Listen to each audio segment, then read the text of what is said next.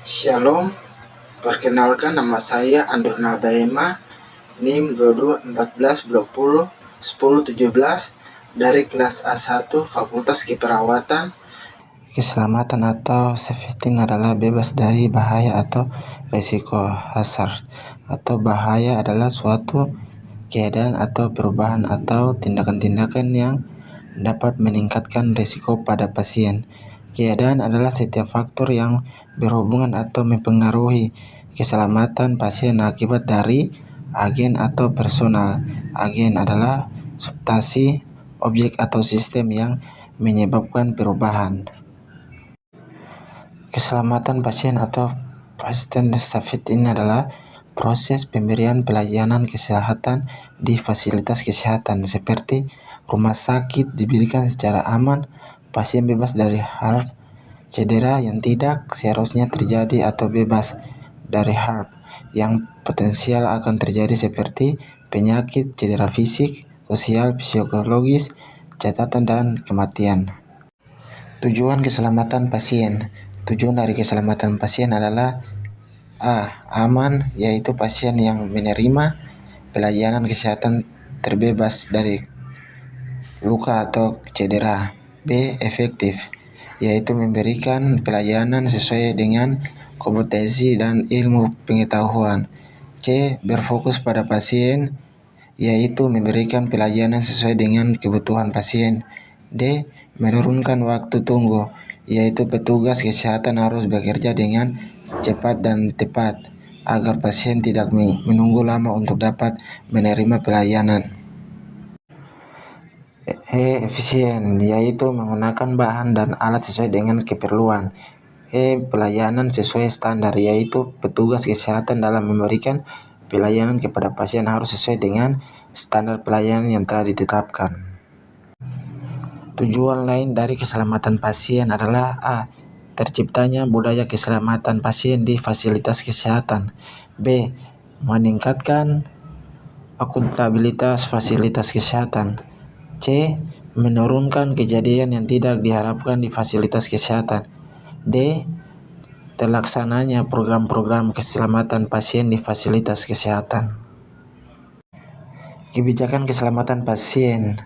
Keselamatan pasien sudah menjadi isu nasional yang didukung dengan kebijakan sebagai berikut.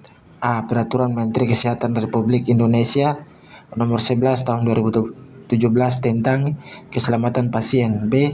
Peraturan Menteri Kesehatan Republik Indonesia Nomor 1691 Tahun 2011 tentang keselamatan pasien rumah sakit. C. Peraturan Menteri Kesehatan Republik Indonesia Nomor 7 Tahun 2019 tentang kesehatan lingkungan rumah sakit. Budaya keselamatan pasien. Keselamatan pasien harus dijadikan budaya oleh semua tenaga kesehatan di semua fasilitas pelayanan kesehatan agar tidak saling menyalahkan jika terjadi suatu harm pada pasien. Keselamatan pasien harus disadari dan menjadi ruh untuk setiap tenaga kesehatan. Budaya keselamatan pasien dapat berjalan dengan baik jika setiap tenaga kesehatan memiliki kesadaran, keterbukaan, dan kejujuran. Fasilitas kesehatan harus memiliki seorang pemimpin yang bertanggung jawab terhadap budaya keselamatan pasien. Kepemimpinan yang efektif mendorong individu untuk melakukan komunikasi secara efektif, saling percaya, memiliki resepsi yang sama untuk memberikan pelayanan kesehatan yang berkualitas tinggi dan aman, serta memiliki kepercayaan diri untuk memecahkan masalah jika terjadi insiden keselamatan pasien. Semua orang harus bertanggung jawab terhadap pelaksanaan keselamatan pasien, sehingga perlu ada struktur organisasi yang baik dengan tata kerja yang jelas agar budaya keselamatan pasien berjalan dengan efektif dan efisien. Sistem pelayanan. Rumah sakit dan fasilitas pelayanan kesehatan sebagai saran kesehatan yang memberikan pelayanan kesehatan kepada masyarakat memiliki peran yang sangat penting dalam meningkatkan derajat dan kesehatan masyarakat. Masyarakat yang menerima pelayanan kesehatan diharapkan pada risiko kejadian tidak diharapkan. Sistem pelayanan kesehatan yang menerapkan prinsip keselamatan pasien perlu minimalkan kejadian tidak diinginkan, tetapi tetap memperhatikan faktor kelebihan dan kekurangan faktor manusia sebagai menyediakan pelayanan kesehatan.